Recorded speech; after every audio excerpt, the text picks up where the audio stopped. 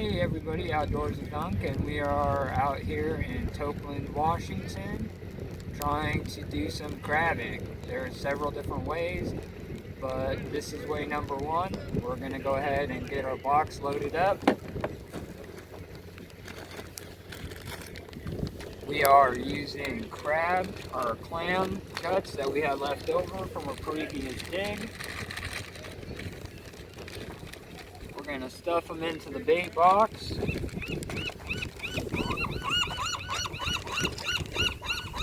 We're also going to use some fish carcasses that we have left over.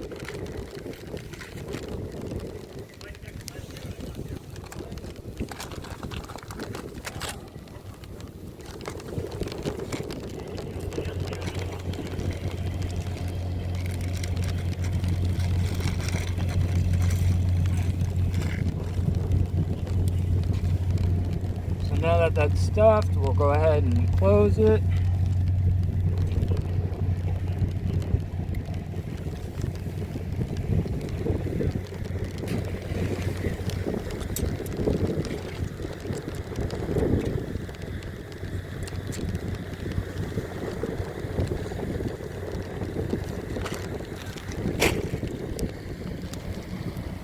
We'll go ahead and hook our rope on top here so we can pull it back up.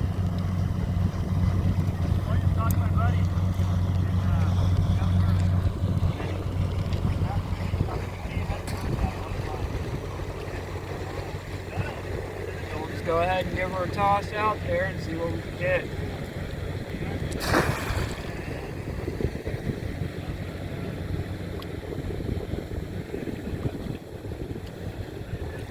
We'll secure it to the cleat here on the dock.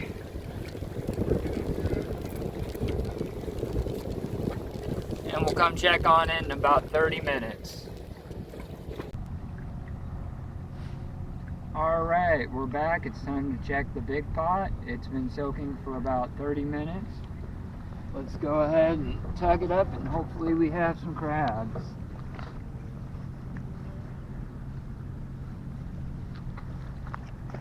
As you can see, we got a few crabs in there. So now we have to open them up and check them.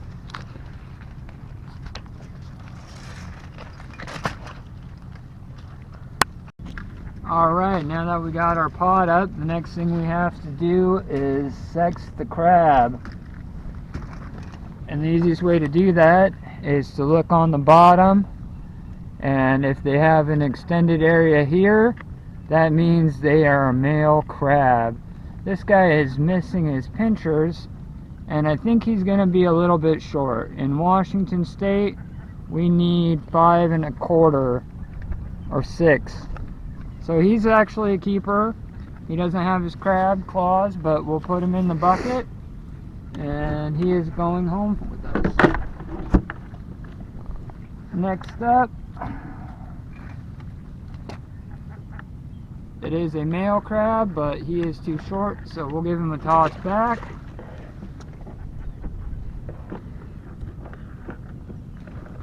This barnacle one is a female. You can tell because this area in her abdomen is, she doesn't have the additional appendix, meaning she is a female and we cannot keep her, so back she goes. You can't keep females? Nope. Females are not authorized. This guy is 6 inches, barely, but he is a male and he is a keeper, so we will put him in the cooler and home he goes.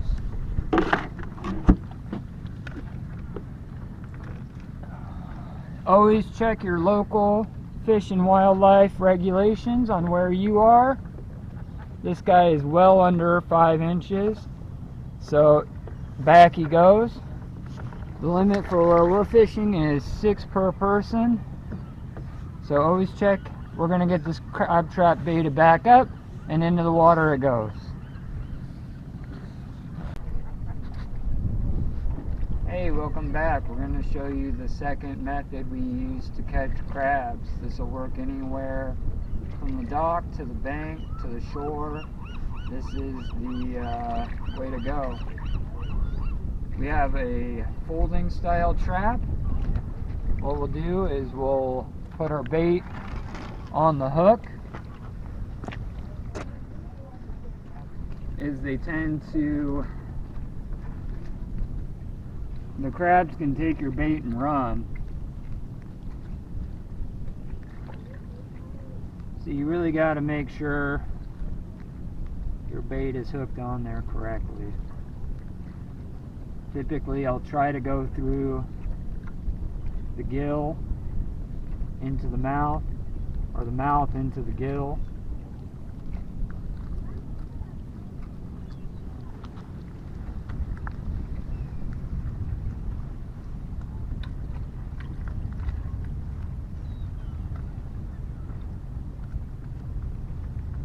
Like that.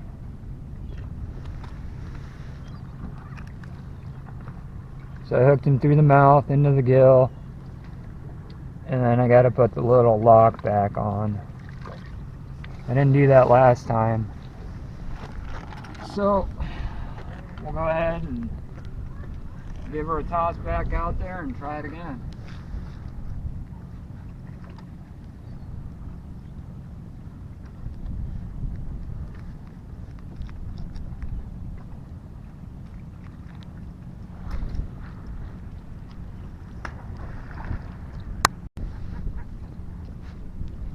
Alright, so it's been about 5 minutes and we're going to go ahead and check the folding trap. First thing you're going to want to do is take all the slack out of your line, and then you're going to want to crank up immediately and keep constant pressure as you reel, because that trap will open if you don't keep the constant pressure on.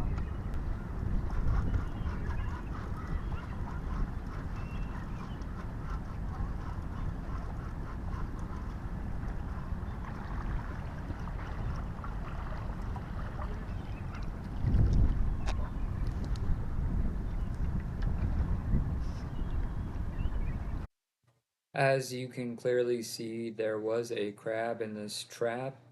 It was just undersized, so I threw him back. This is actually one of my favorite styles to use. Hey everybody, now we're going to talk about the third type of crabbing. We also have a pole. Our weapon of choice today is a 12-foot heavy rod with my granddad's reel. I don't even know what this thing is. I had this given to me by a elderly lady who no longer uses it. It was her husband's. I guess the reel is called a Mitchell 488, and I'm not sure what kind of line. This was just given to me as is, but it is set up with the traditional crab snare. And what's a little different about this one is the crabs go after the bait in the bait box and get caught in these snares. What's nice about this is you can stuff the bait box. You don't have to have a big hook. You can use chicken, clams, whatever you like. Today we're going to be using razor clams. And you don't want to just put one in there. I mean, you want to stuff this as far as you can. And what's nice about this over the folding trap is the crabs can't take your bait and run. So you can typically leave this in for a little bit longer, get more of a soak time. But the downside is the crabs are easier to get away. It's harder to snare them than it is to get them in the folding trap. So now that that's closed up, we'll go ahead and give it a toss out. This reel probably hasn't been used in 30 years, so we might just be throwing this into the ocean. We'll We'll see.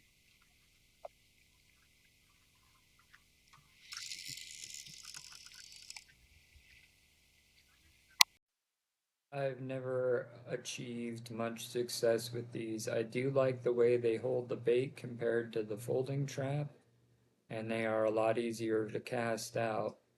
I've just never caught very many crabs with them. I'm not saying they don't work because I've seen other people use them with success. I'm just saying they're not my favorite. Down here about 2.5 hours. This is our last pull. Didn't have any luck on the snares, and I believe a sea lion came and took my bait off of my folding trap. So let's give this a pull, and hopefully we got some in there.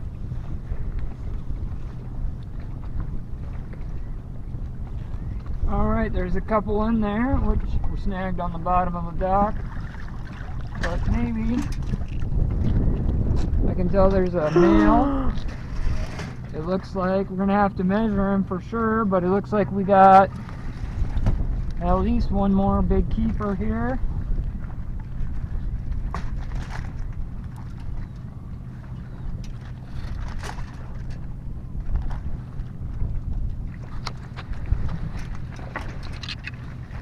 I don't even think I need the measurer.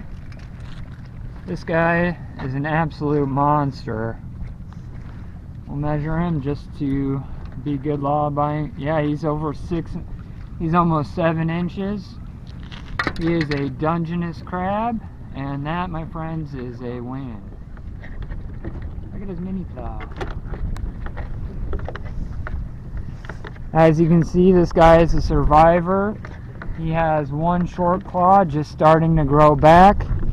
I'll measure him for good measures, but I don't think he's going to be a keeper.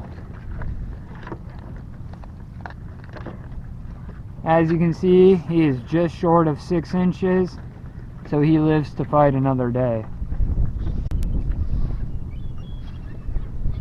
Here's the Seagull fight. Rundown. The folding trap was getting crabs constantly. They were just undersized. We were unable to catch any on the snare. The big pot got the most, and we ended up with 2 keeper crabs for the day. Thanks for watching, and I hope to talk to you next time. Bye.